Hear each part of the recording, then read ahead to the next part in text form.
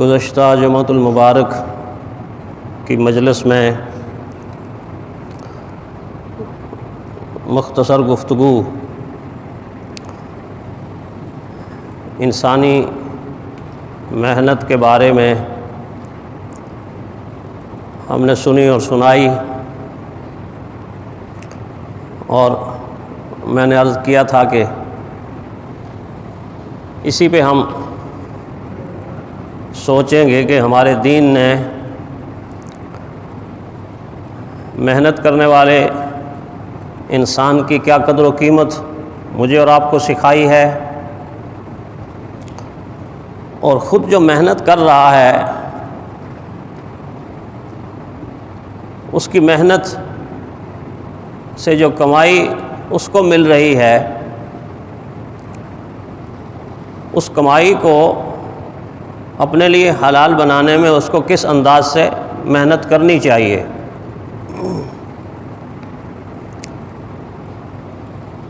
چنانچہ قرآن حکیم کی یہ مختصر سی آیت مبارکہ کے دو الفاظ میں نے جو ابھی ادا کیے ہیں، تلاوت کیے ہیں، آپ کو سنائے ہیں، یہ حضرت شعیب علیہ السلام کی صاحبزادی کی زبان سے اللہ تعالیٰ نے جاری فرمائے۔ حضرت شعیب علیہ السلام مدین میں رہائش پذیر تھے، اور آنے والے وقت میں جلیل القدر پیغمبر اللہ کے نبی حضرت موسیٰ علیہ السلام ان کے گھر میں ان کے ہاں ملازمت اختیار کرنے والے تھے۔ کیا شان ہے کہ اللہ تعالیٰ کے وہ پیغمبر جن سے اللہ خود کلام کرتا ہے، کلیم اللہ، موسیٰ علیہ السلام کا لقب ہے کلیم اللہ، جس سے اللہ تعالیٰ کلام کرے، ان کے ساتھ ایگریمنٹ ہو رہا ہے، معاہدہ ہو رہا ہے۔ اس معاہدے کو قرآن حکیم بیان کر رہا ہے کہ آپ 10 سال تک ہمارے ہاں کام کریں گے، محنت کریں گے۔ مالدار تھے شیخ مدین شعیب علیہ السلام، تو بکریوں کی ذمہ داری لگائی کہ یہ آپ کی ذمہ داری ہے، اور بڑی مشکل ذمہ داری۔ میں نے عرض کیا تھا کہ جانوروں میں سب سے زیادہ مشکل ترین جانور سنبھالنا بکری ہے۔ یہ ذمہ داری ان کو نبھانے کے لیے کہا گیا، تو 10 سالوں میں ایک مرتبہ بھی حضرت شعیب علیہ السلام کو شکایت نہیں پیدا ہوئی کہ بکریوں کا اتنا بڑا ریوڑ تھا، تو آپ کی معاذ اللہ بے پرواہی کی وجہ سے، لاپرواہی کی وجہ سے، سستی کی وجہ سے، کاہلی کی وجہ سے دیکھو نا وہ ایک بکری بھیڑیا کھا گیا۔ ایسا نہیں ہوا۔ اس انداز سے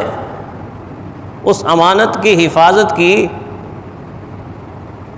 کہ رہتی دنیا تک بتایا کہ اگر محنت کرنی ہے، مزدوری کرنی ہے تو پھر ایسے کرنی،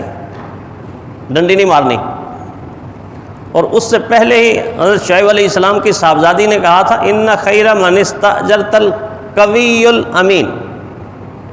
بہترین محنت کرنے والا، مشقت کرنے والا، مزدوری کرنے والا، ملازمت کرنے والا وہ انسان ہوتا ہے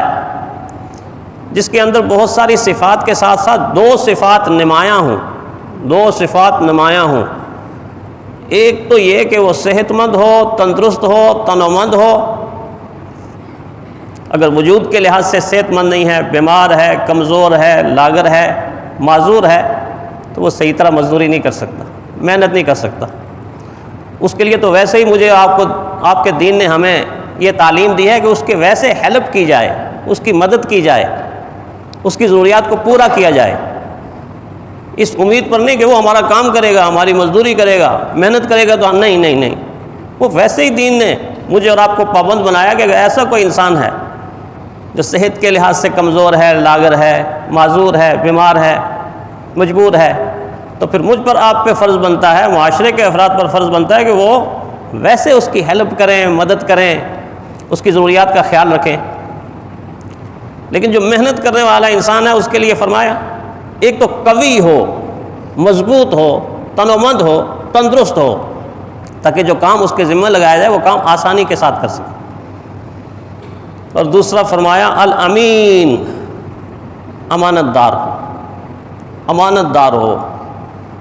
امانت دار نہیں ہوگا تو اپنی روزی کو حلال نہیں کر سکے گا، وقت میں خیانت کرے گا تو روزی حلال نہیں رہے گی، محنت میں کمی کرے گا تو روزی حلال نہیں رہے گی، جو کام اس کے ذمہ لگایا وہ کام اس طرح ادا نہیں کرے گا تو روزی کے اندر حلال شامل نہیں ہوگا۔ امین ہو، امانت دار ہو۔ ایسا نہیں ہے کہ مالک نے بھیجا ہے ڈرائیور کو کہ یار یہ کام کر کے آؤ، تو مالک کا ایک کام کرتے کرتے 5-6 کام اپنے بھی کر کے آ جائے اس کی اجازت نہیں۔ ہاں اس طرح ہے کہ مالک کو بتائے کہ ہاں میں آپ کے کام پر جا رہا ہوں، راستے میں یہ کام بھی میں نے کرنا ہے، یہ بھی کرنا ہے، یہ بھی کرنا ہے، میرے بچے فلاں جگہ پڑھتے ہیں، میں نے ان کو بھی ساتھ لے کے، اچھی بات ہے مالک کی اجازت دے دے، لیکن جس کام کے لیے بھیجا ہے وہ کام، اس کے علاوہ کوئی کام نہیں، اس لیے کہ اجازت اس کام کی ملی۔ جتنے کی چیز خرید کر لا رہا ہے، شاپنگ کر کے لا رہا ہے، بل اتنے کا لائے، دکاندار کو یہ نہ کہے کہ چیز تو ہے 500 کی، یا تو 800 کا بل بنا دے، چلو میرا گزارا ہو جائے گا، 300 مجھے مل جائے گا، نہیں، یہ 300 اس کی حلال کی کمائی سے برکت اٹھا دے گا، برکت ختم کر دے گا، اس کی اجازت نہیں۔ امین ہو، امانت دار ہو۔ اور پھر میرے اور آپ کے بڑوں نے، جن کا نام لیتے ہی میرا اور آپ کا دل ٹھنڈا ہو جاتا ہے، انہوں نے تو بغیر اجرت کے ایسی مزدوریاں کی ہیں، ایسی محنتیں کی ہیں کہ انسان جب ان کی محنت کو دیکھتا ہے تو مومن کا دل ٹھنڈا ہو جاتا ہے، ایمان تازہ ہو جاتا۔ کوئی معمولی شخصیات نہیں تھیں، کوئی عام آدمی کی شخصیت و ذات نہیں تھی۔ وہ وقت تاریخ کا آپ یاد کریں کہ جب میرے اور آپ کے آقا اللہ کے محبوب دنیا سے رحلت کر گئے، انتقال کر گئے، اور ساری کی ساری ذمہ داری صدیق اکبر رضی اللہ تعالیٰ عنہ کے کندھوں پر آ کے پڑی، ان کے کندھوں پر ساری ذمہ داری آ گئی، امیر المؤمنین منتخب کر دیا گیا۔ پہلے دن امیر المؤمنین منتخب ہوئے، اور دوسرے دن صبح کو جب بازار میں نکلے تو ایک آدمی کی دور سے آواز آ رہی تھی، الاجیر الاجیر الاجیر، مجھے کوئی محنت کرنے والا، مشقت کرنے والا، کو مزدوری کرنے والا، مزدور چاہیے، مزدور چاہیے۔ تو جب یہ آواز کانوں میں پڑی صدیق اکبر رضی اللہ تعالیٰ عنہ کے، تو فوراً ان کی زبان سے نکلا، انا الاجیر انا الاجیر انا الاجیر، اے بندے تجھے مزدور چاہیے، محنت کش چاہیے، مزدور، میں مزدور ہوں، مجھے بتا تیرا کیا کام ہے، مجھے بتا تیرا کیا کام ہے، مجھے بتا تیرا کیا کام ہے۔ سید القوم خادمہم، قوم کا سردار ہی تو اصل میں خادم ہوتا ہے، قوم کا بڑا ہی تو اصل میں مزدور ہوتا ہے، قوم کا رہبر اور رہنما ہی تو اصل میں قوم کی خدمت کرنے والا ہوتا ہے۔ وہ الگ بات ہے کہ آج میں نے اور آپ نے اور ہماری قوم نے خادموں کو معاذ اللہ خدا بنا دیا۔ ہو سکتا ہے یہ جملہ آپ کو سخت لگے، لیکن حقیقت ایسی ہے، خادموں کو خدا بنا دیا۔ کیسے خدا بنا دیا؟ قرآن حکیم کی ایک آیت رہنمائی کرتے ہیں، میری اور آپ کی بنی اسرائیل کو یہ بات کہی گئی تھی، اتخذوا احبارهم ورهبانهم اربابا من دون اللہ، ارباب رب کی جمع ہے، اتخذوا احبارهم ورهبانهم اربابا من دون اللہ، ان لوگوں نے اپنے مقتداؤں کو، اپنے پیشواؤں کو، اپنے رہنماؤں کو رب بنا دیا ہے، رب بنا دیا ہے۔